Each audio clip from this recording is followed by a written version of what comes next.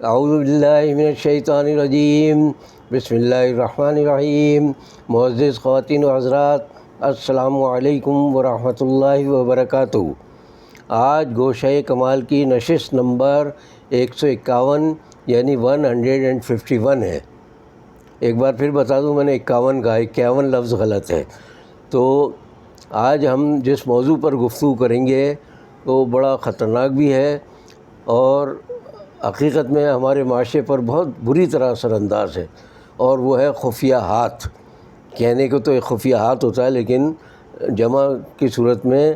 ہاتھ کی جمع ہم کرنے ہاتھوں یا اس طرح تو کر سکتے ہیں۔ تو خفیہ ہاتھ جو ہمارے یہاں سمجھ لیں کار فرما ہے ہمارے پورے معاشرے پر، ہماری حکومتوں پر، ہمارے اداروں پر،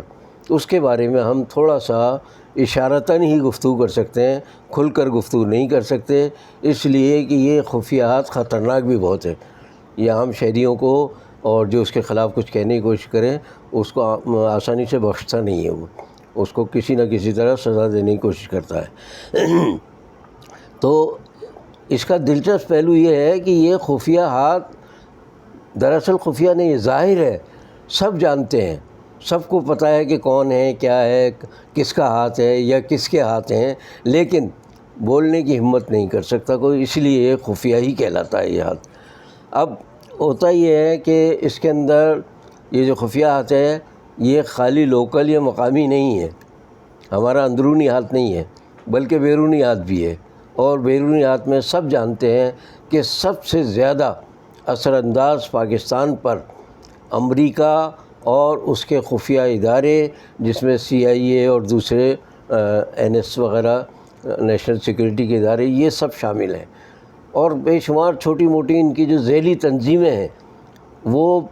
پاکستان کے مختلف معاشروں میں، مختلف اداروں میں، مختلف سمجھ لیں محکموں میں اپنا اپنا کام انجام دیتی ہے۔ ایک مثال جیسے IMF کی دیتے ہیں تو مالیاتی شعبے پر سب سے بڑا اثر جس خفیہ ہاتھ کا ہے وہ ہے IMF، اور یہ ساری دنیا جانتی ہے کہ IMF جو ہے یہ امریکہ کا ادارہ ہے بظاہر، لیکن دراصل یہ یہودیوں کے کنٹرول میں ہے۔ یہ امریکہ کی معیشت تقریباً ساری یہودیوں کے کنٹرول میں ہے، اور یہودی اگر ہمارے حکمران اچھے ہوتے، ہمارے یہاں اچھا ماحول ہوتا، ہمارے یہاں اچھی سمجھ لیں کہ معاشرتی حیثیت ہوتی، تو آپ دیکھتے کہ اسرائیل جو ہے عیسائیوں سے زیادہ، یعنی یہودی مذہب عیسائیوں سے زیادہ اسلام کے قریب ہے۔ اگر ان سے کسی طرح اچھے تعلقات رکھے جاتے، لیکن خود اسرائیل کی جو حکومتیں آتی ہیں وہ بدترین دشمن ہے پاکستان کی اور اسلام کی، اس لیے ان کے ساتھ کوئی معاملات ہو ہی نہیں سکتا۔ اب آپ اس خفیات کو اندرونی طور پر دیکھیے تو آپ کو پتہ چلے گا کہ جتنی حکومتیں پاکستان میں آئی ہیں، کہا یہ جاتا ہے کہ عوام کے ووٹوں سے منتخب ہو کر آئیں، سوائے فوجی حکومتوں کے۔ فوجی حکومتیں بھی بعد میں انہوں نے سیاسی چولہا بدلا، لیکن فوجی حکومتوں سمیت ساری حکومتیں اندرونی خفیہ ہاتھ کی کارفرمائی کا نتیجہ ہے، اور یہ خفیہ ہاتھ کبھی کسی کو برسر اقتدار لاتا ہے، کبھی کسی کو برسر اقتدار لاتا ہے، ایک کو ہٹاتا ہے، ایک کو اٹھاتا ہے، ایک کو گراتا ہے، اس کا یہی کام رہ گیا ہے۔ اپنے مطلب کے حساب سے یہ لوگوں کو اٹھاتا بٹھاتا ہے، جسے عوامی زبان میں ہم کہتے ہیں کہ جس کے سر پر ہواں بیٹھ جائے۔ ہواں پرندہ ہے، یہ سمجھ لیں فرضی پرندہ ہے، اصل میں تو ہے نہیں ہے، لیکن داستانی جو ہے قصے ان میں ذکر ملتا ہے کہ جس کے سر پر یہ خفیات ہواں بٹھا دے وہ حکمران وقت ہو جاتا ہے۔ تو ہمارے جتنے حکمران وقت آئے، شاید لیاقت علی خان کے بعد، یا لیاقت علی خان کو بھی اگر شامل کریں تو ان کے بعد جتنے پاکستان میں حکمران آئے، جتنی حکومتیں آئیں، نام نہاد یہ حکومتیں عوامی ہیں۔ عوام سے بیچاروں سے ان کا سرے سے کوئی تعلق ہی نہیں ہوتا، عوام کو تو پتہ بھی نہیں ہوتا ہے کہ کون ان کے سروں پر مسلط کیا جا رہا ہے۔ جتنے یہ انتخابات ہوتے ہیں، انتخابات کو آپ کبھی قریب سے جا کے دیکھ لیجئے، وہاں تو بیچارے، اور پاکستان کی اکثریتی آبادی جو ہے وہ ہے دیہی، 70% آبادی دیہی ہے۔ ان دیہات میں رہنے والوں کو تو بیچاروں کو پتہ بھی نہیں ہوتا کہ ان کے نام پر ووٹ کس نے استعمال کیا اور کس کے لیے استعمال کیا ہے۔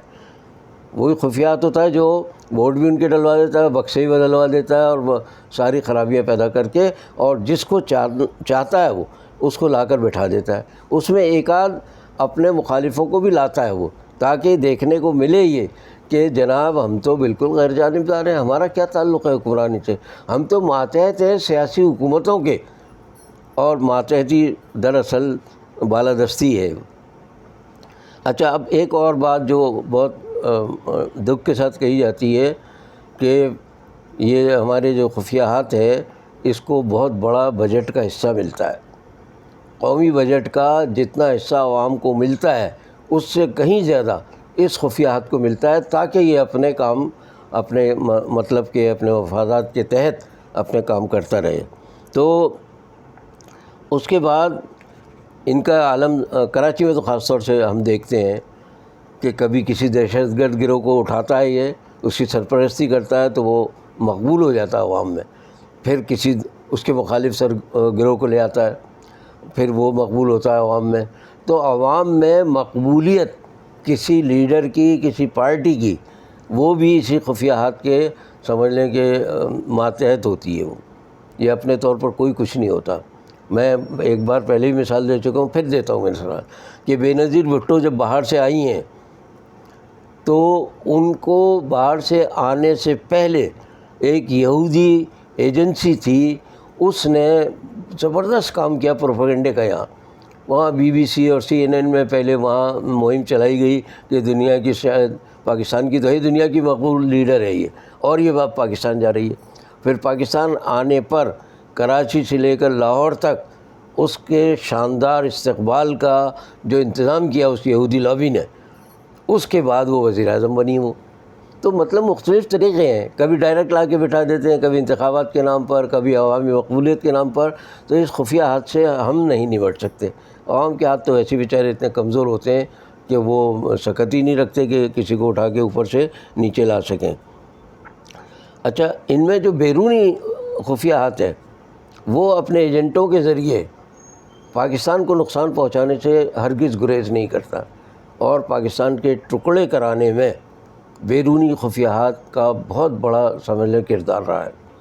میں ہمیشہ کہتا ہوں، ہمارے یہاں سے ذوالفقار علی بھٹو صاحب تھے، بھارت سے اندرا گاندھی تھیں،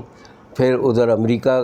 کی خفیہ ایجنسیاں تھیں، روس پہلے ہی بھارت کا حامی تھا۔ ان سب نے مل کر ہمارا مشرقی پاکستان کا، یعنی پاکستان کا بڑا حصہ جو 56% آبادی پر مشتمل تھا، اس کو ہم سے الگ کرا کے پھر بھی سکون نہیں لیا۔ آج بھی وہ کوشش میں ہے کہ بلوچستان میں بغاوت کی تحریکیں چلائی جائیں، سندھ میں سندھو دیش کے نعرے لگوا کر کچھ ان کو ابھارا جائے، کراچی میں جو مقامی جو قوم پرست اور دہشت گرد تنظیمیں، ان میں سے کسی کو اٹھاتے ہیں، کسی کو گراتے ہیں، یہ کبھی کسی کو سامنے لاتے ہیں اور وہ مقبول ہو جاتا ہے اور اسی کی واہ واہ ہوتی ہے، اس کے بعد پھر اس کو پیچھے کر کے دوسرے کو لے آتے ہیں۔ یہ سب اپنے مفادات اور مطالب اور مقاصد کے تحت کرتے ہیں۔ اب اس پورے معاملے کو شاعر نے اپنے انداز میں یہ کہا کہ میں تصرف کے ساتھ اس شعر کو پیش کر رہا ہوں کہ انہوں نے کہا کہ میں کس کے ہاتھ پہ اپنا لہو تلاش کروں، یعنی ہاتھ تو بہت سارے ہیں، میں کس کے ہاتھ پہ اپنا لہو تلاش کروں، ظالموں نے پہنے ہوئے ہیں دستانے۔ اس میں اصل شعر میں تو یہ تھا کہ پورے شہر نے یا انہوں نے پہن رکھے ہیں دستانے، لیکن میں یہ کہہ رہا ہوں کہ ظالموں نے پہن رکھے ہیں دستانے۔ اب کس کو تلاش کریں گے کہ کون ان میں رنگین ہاتھوں والا ہے، خون سے ہاتھ جن کے رنگے ہوئے ہیں، دستانے پہنے ہوئے آپ پہچان ہی نہیں سکتے۔ تو جو خفیات ہمارے یہاں کام کر رہے ہیں وہ دراصل دستانے پہنے ہوئے ہوتے ہیں، اور کبھی اپنوں میں وہ دستانے اتار کر بتا سکتے ہیں بھئی یہ ہم لوگ ہیں، لیکن عام آدمی کو بیچارے کو پتہ بھی نہیں چل رہا۔ اچھا، خفیات کا بڑا دلچسپ واقعہ ہماری داستانوں میں جو ملتا ہے وہ علی بابا 40 چور کا ہے۔ علی بابا 40 چور کا مشہور واقعہ ہے وہ۔ تو وہ جو چور ہیں ان کے پھر وہاں کے جو حکمران یا جو لوگ تھے وہ ان کے گھروں پر جہاں یہ قیام کرتے تھے تو وہاں لے جا کے نشان لگا دیتے بھائی کل ان پر چھاپہ ماریں گے، ان کو پکڑیں گے۔ اس زمانے راتوں کو چھاپے مارنے کا رواج نہیں تھا، آج کل تو بیچارہ آدمی سویا ہوا ہے شہری، اور کسی وقت بھی 3-4 بجے اٹھا کر اس کو یہی خفیات آتا ہے اور پکڑ کے اٹھا کے اور اپنی گاڑی میں ڈال کے لے جاتا ہے۔ اس زمانے میں جب علی بابا 40 چور کا معاملہ تھا تو مرجینہ نام کی ایک خاتون کا ذکر آتا ہے، وہ کیا کرتی تھی، ہر گھر پہ جا کے وہی نشان لگا دیتی تھی جو مجرموں کے گھروں پر ایک لگا ہوتا تھا۔ اب ظاہر ہے جب خفیہ ہاتھ دن میں آتا تھا تو اسے پتہ ہی نہیں چلتا تھا کہ کون سا گھر ہے، کہاں سے ہم آدمی اٹھائیں۔ تو مرجینہ پہلی خاتون تھی جس نے سمجھ لیں خفیہ ہاتھ کو دھوکہ دینے میں اپنا کردار ادا کیا۔ اچھا، اس کے بعد اب ہمارے یہاں مسئلہ یہ ہے کہ ہمارے یہاں کہتے ہیں جی خفیہ ہاتھ کو تلاش کون کرے؟ تو تلاش کرنے والے دراصل خود ذمہ دار ہیں، قانون کے اور ملک و ملت کے محافظ اپنے آپ کو قرار دیتے ہیں وہ، اور ان کا دعویٰ یہ ہے کہ لمبے ہاتھ قانون دے، قانون کو کہتے ہیں قانون دے لمبے ہاتھ ہیں، کہ اتنے لمبے ہاتھ ہیں کہ ہم وہ ہر ایک مجرم تک ہم پہنچ سکتے ہیں۔ لیکن جب وہ لمبے ہاتھ قانون دے جو ہے خود قانون کو توڑ کر اور پھر اپنی حرکتیں جاری رکھے، ملک دشمن بھی کہہ سکتے ہیں، عوام دشمن میں حرکت بھی کہہ سکتے ہیں، وہ جاری رکھے تو پھر کون کس کو پکڑ سکتا ہے؟ ظاہر ہے کوئی بھی ان خفیہ ہاتھوں کو نہ شناخت کر سکتا ہے اور نہ پکڑ سکتا ہے۔ اچھا، پھر یہ کہ یہ جو لوگ ہیں قانون کے نفاذ کے ذمہ دار ادارے یا شخصیات، ان کا یہ کہنا ہے کہ جہاں ہم تو کسی کو نہیں چھوڑیں گے، کوئی مجرم کوئی قانون شکن ہمارے ہاتھ سے بچ کر نہیں جا سکتا۔ مالی معاملات میں تو روز سنتے ہیں آپ، کسی نے لوٹا ہے قوم کو، ملک کو، اور پیسہ باہر لے گئے، ہم ان میں سے کسی کو نہیں چھوڑیں گے۔ 3 سال تو ہو گئے سارے چھوٹے ہوئے ہیں وہ۔ اور پھر یہ ہے کہ یہ قانون کے رکھوالے بھی یہی کہتے ہیں کہ ہم کسی مجرم کو نہیں چھوڑیں گے۔ آپ دیکھ لیجیے روزانہ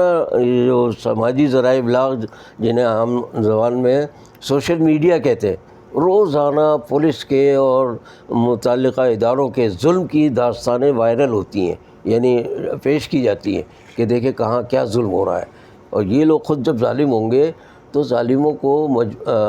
مجرموں کو، قانون شکنوں کو کون پکڑے گا؟ اچھا، اب ان کے بارے میں ایک بات عجیب بات میں بتانا چاہ رہا ہوں کہ ان کے خلاف حزب اختلاف ہو یا حزب اقتدار، سارے لوگ اس معاملے میں متفق ہیں کہ بھئی ہم ان کا مقابلہ نہیں کر سکتے۔ اور مقابلہ یہ نہ صرف یہ کہ نہیں کر سکتے، بلکہ ان کے ایک اشارے پر ہم چلے دوڑے آئیں گے، بھاگے آئیں گے اور ان کے حکم کے مطابق کام کریں گے۔ تو یہ ایک عجیب صورتحال ہے کہ ساری ہماری جو اقتدار کی مافیا ہے، ساری سیاسی جماعتیں سوائے اللہ ماشاء اللہ ایک آدھ کو چھوڑ کر، ورنہ ساری کی ساری ایک اشارے کی منتظر ہوتی ہیں۔ تو وہ جو اشارہ ہوا تو فلاں بل بھی سب نے مل کے پاس کر لیا، بجٹ بھی پاس کر لیا، اور جو حکمران طبقہ ہوتا ہے وہ کہتا ہے جی ہم پاس کرا لیں گے۔ انہیں پتہ ہے کہ جو ہمارے جو مخالف ہیں یہ بھی ظاہری مخالف ہیں یہ، ورنہ ایک اور شعر یاد آ گیا اس وقت کہ شاعر کہتا ہے کہ گو جنبش نہیں ہاتھوں میں، آنکھوں میں تو دم ہے، رہنے دو ابھی ساغر و مینا میرے آگے۔ تو یہ کتنا بھی کمزور ہو جائے یہ خفیات، اس کی آنکھوں میں جنبش رہتی ہے، یہ آنکھوں کے اشارے سے بھی کام لے سکتی ہے۔ تو اس لیے ان سے کوئی نمٹنے کی ہمت نہیں کر سکتا۔ اور پھر مجرموں کو جن کو ہی چھوڑتے ہیں، معاف کرتے ہیں، عدالتیں بھی معاف کرتی ہیں، ان کی آڑ میں نہیں، میں یہ بتانا چاہ رہا ہوں، معافی چاہتا ہوں کہ یہ مجرموں کو پکڑنے کی آڑ میں قانون پسند شہریوں کو، شریف شہریوں کو بڑے پیمانے پہ گرفتار کر کے اور حساب برابر کرنے کی کوشش کرتے ہیں۔ پھر چونکہ ماورائے عدالت بھی پکڑے جاتے ہیں لوگ، قتل ہوتے ہیں، تو اس لیے مجرموں کو بھی کہنے کا موقع مل جاتا ہے صاحب ہمیں دیکھیے ہم ظلم کا ہمیں نشانہ بنا رہے ہیں۔ تو چونکہ مثالیں موجود ہوتی ہیں شریف شہریوں کی، تو وہ بھی اس آڑ میں نکل جاتے ہیں اور کہیں نہ کہیں قانون بھی ان کا ساتھ دے دیتا ہے۔ تو وہ کیا کرتے ہیں، یہ جو پکڑتے ہیں مجرموں کو، جو پکڑنے کی مہم شروع ہوتی ہے تو جو انصاف پسند شہری ہیں ان کے بھی یہ کشتوں کے پشتے لگا دیتے ہیں، بے شمار لوگ پکڑتے ہیں وہ۔ 2 وجہ ہیں، ایک تو یہ کہتے ہیں دیکھیں جی ہم نے کسی کو نہیں چھوڑا ہے، دوسرے یہ کہ جو یعنی مجرم نہیں ہیں ان سے پھر وہ پیسے لے کے، رشوت لے کر، اور پھر بہت بڑا آمدنی کا ذریعہ ہوتا ہے وہ، اور پھر اس کے بعد چھوڑتے ہیں وہ۔ تو یہ سارے معاملات جو ایسے ہیں۔ اب بڑا دلچسپ ایک اور شعر آ رہا ہے، وہ یہ ہے کہ یہ اپوزیشن والے یا حکومت والے یہ اندر سے سب ایک ہوتے ہیں، اس لیے کہ ان سب کی سرپرستی کرنے والا خفیات ایک ہی ہے۔ چنانچہ یہ کبھی لڑتے جھگڑتے ایک دوسرے کو گالیاں دیتے ہیں، برا بھلا کہتے ہیں، تو ایک ہاتھ اٹھتے ہی یا اس ہاتھ کے انگلی کا ایک اشارہ نظر آتے ہی یہ سارے کے سارے ڈھیر ہو جاتے ہیں اور سب ایک ہو جاتے ہیں۔ اتنے گالیاں دے رہے تھے کل، سب ایک دوسرے کو برا بھلا کہہ رہے تھے، لوٹ مار کے الزام لگا رہے تھے، اور ذرا سا ایک ہاتھ کا اشارہ ہوا یا انگلی کا اشارہ ہوا اور یہ سب ایک ہو جاتے۔ تو اس کے لیے شاعر نے یہ بڑی دلچسپ بات کہی ہے کہ انگڑائی بھی وہ لینے نہ پائے تھے اٹھا کے ہاتھ اٹھا کے انگڑائی لیتا نا آدمی، تو انگڑائی بھی وہ لینے نہ پائے تھے اٹھا کے ہاتھ، دیکھا مجھے تو چھوڑ دیے مسکرا کے ہاتھ۔ بس وہ ہاتھ نظر آیا، انگلی کا اشارہ نظر آیا، اور سب ایک دوسرے سے گلے مل کے مسکرانے لگتے ہیں۔ ارے بھائی ہم تو ایک ہیں، ہمارا تو ملک کا مفاد چاہیے نا، ہمیں تو ہم کہاں تک لڑیں گے۔ یہ سعودی عرب کے بارے میں مشہور ہے کہ وہاں چونکہ قانون کی بہت سختی ہے، تو اگر کوئی لڑتے جھگڑتے ہوئے دو فریق نظر آئے اور پاس سے کوئی شرطا گزر جائے، پولیس والا گزر جائے، تو وہ سمجھتے ہیں کہ دونوں کو پکڑ کے لے جائے گا شرطا اور بند کر دے گا، پھر پتہ نہیں کیا شروع ہوگا وہاں جا کے۔ تو وہ اس کو شرطے کو دیکھتے ہی اور وہ گلے ملتے ہیں، سزے مسکراتے ہیں، ہاتھ ملاتے ہیں، بھائی کیا حال ہے، کیسے ہیں، خیریت ہے، تو وہ ایسے بن جاتے ہیں جیسے دوست ہیں۔ یہ شرطے کو دیکھ کر یا انگلی کو دیکھ کر، اور یہ سارے اختلاف اور اقتدار کے لوگ سب ایک ہو جاتے ہیں، اور جسے میں اقتدار مافیا کہتا ہوں کہ یہ سب ایک ہیں، یہ ایک ہی کارٹیل ہے، یہ سب اس کے گروپ کے، اس کے سمجھ لیں ارکان ہیں یہ اس کارٹیل کے۔